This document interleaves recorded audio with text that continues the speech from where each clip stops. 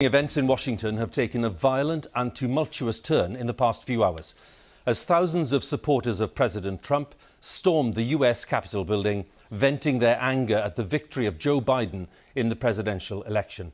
They forced the evacuation and lockdown of Congress itself, where lawmakers were all set to approve the election result.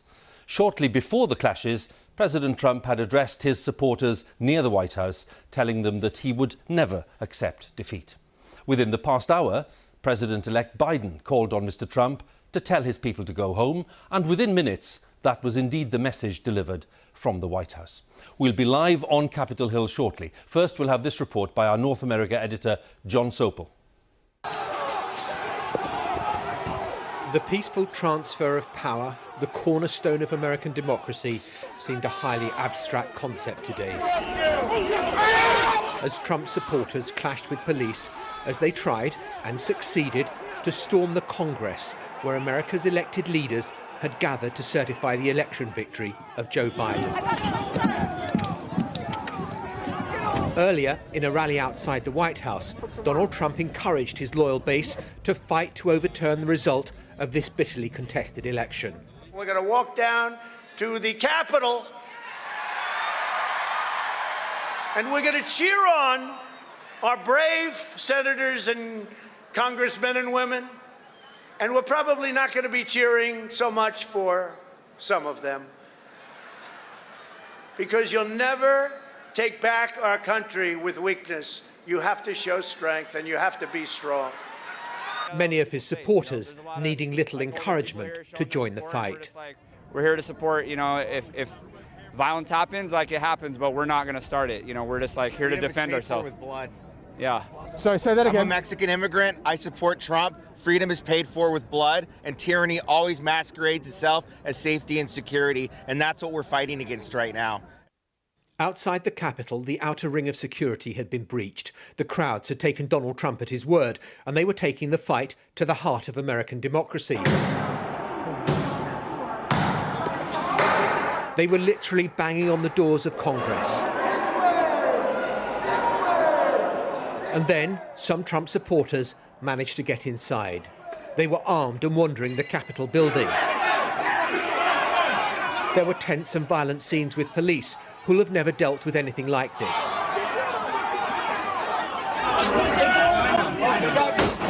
These pictures appear to show a woman protester being shot inside the Capitol building. A stretcher was sent in. She was later given CPR. A protester breached the inner sanctum of the chamber. The Vice President had to be removed to safety by his Secret Service detail. And then the joint session was adjourned. Earlier, the Republican Senate leader, for so long a loyal lieutenant of the president, turned on him with this withering assessment. If this election were overturned by mere allegations from the losing side, our democracy would enter a death spiral. We'd never see the whole nation accept an election again. Every 4 years would be a scramble for power at any cost.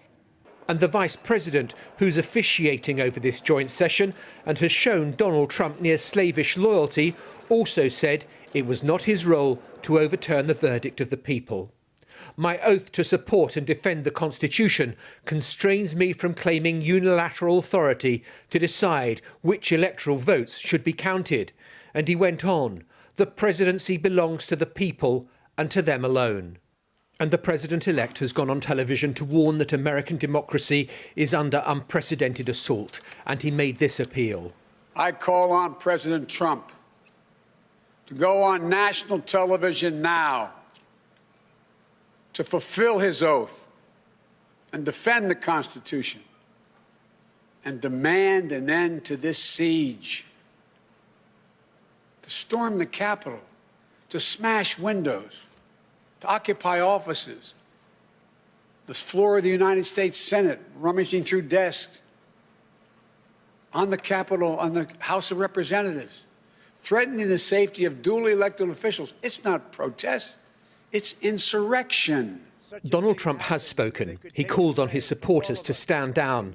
But condemnation? there was none. This was a fraudulent election, but we can't play into the hands of these people. We have to have peace. So go home.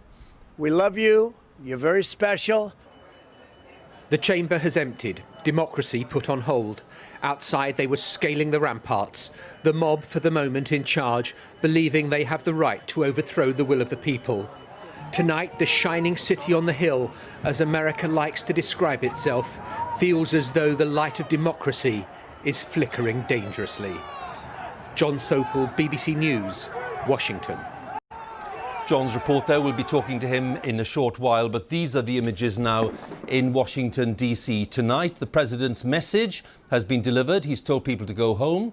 Some people have, but as we can see, there are plenty of people still around the Capitol Hill, still wanting to make their protests heard, still wanting to urge members of Congress not to ratify the election result. That's despite, by the way, Republican leaders on Capitol Hill saying that this protest is wrong.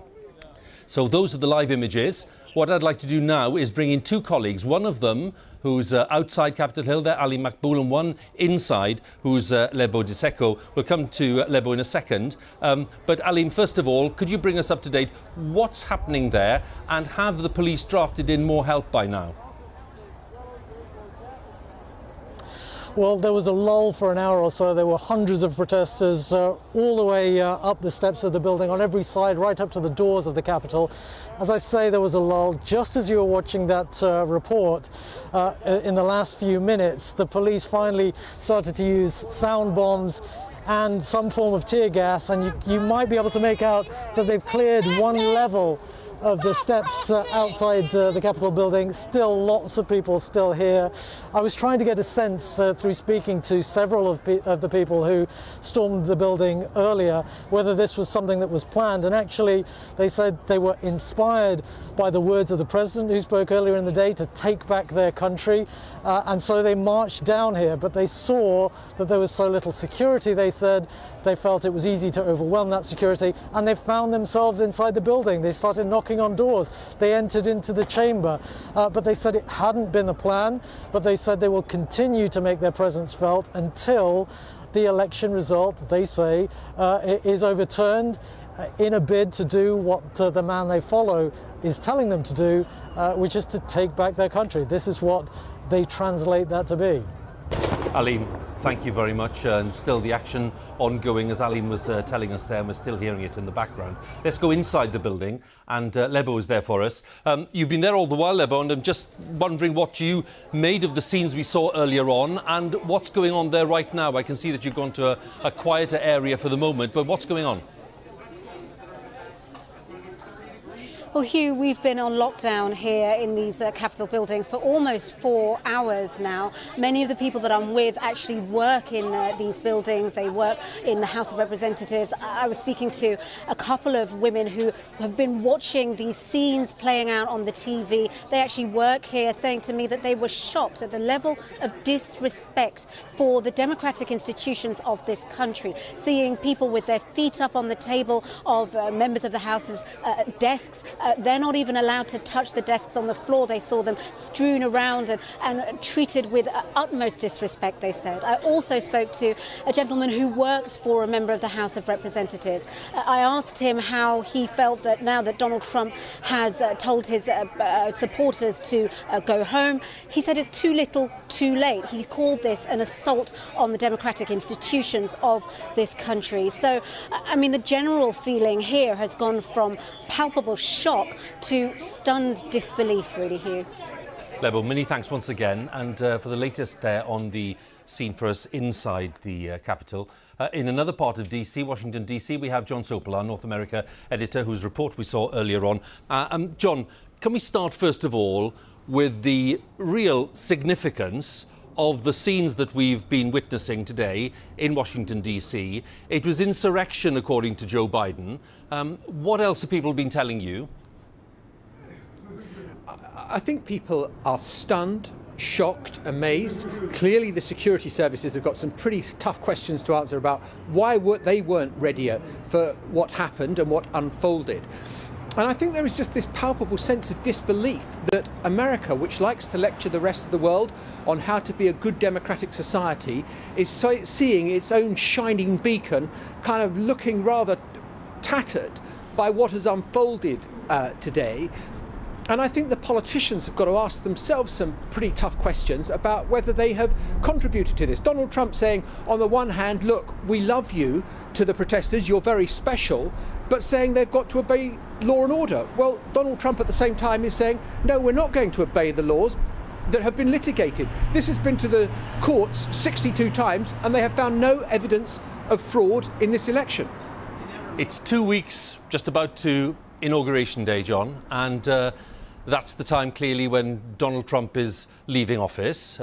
Against his will, we know, but leaving office at that point. When he told his protesters in that clip we saw earlier to go home, would that for you be the moment where he kind of signalled that he knew that this protest is up?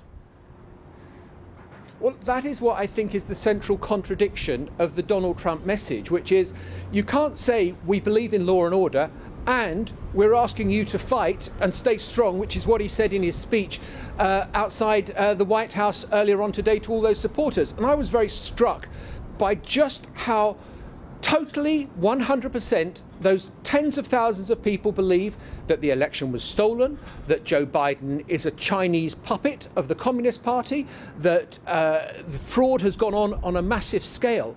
These people have been told that, fed that on a diet for weeks. Now telling them to go home may be a little bit late in the day for that sort of change in behaviour. John, we'll have another word in a short while. Thank you very much. Jon Sopel there, our North America editor, with the latest in Washington.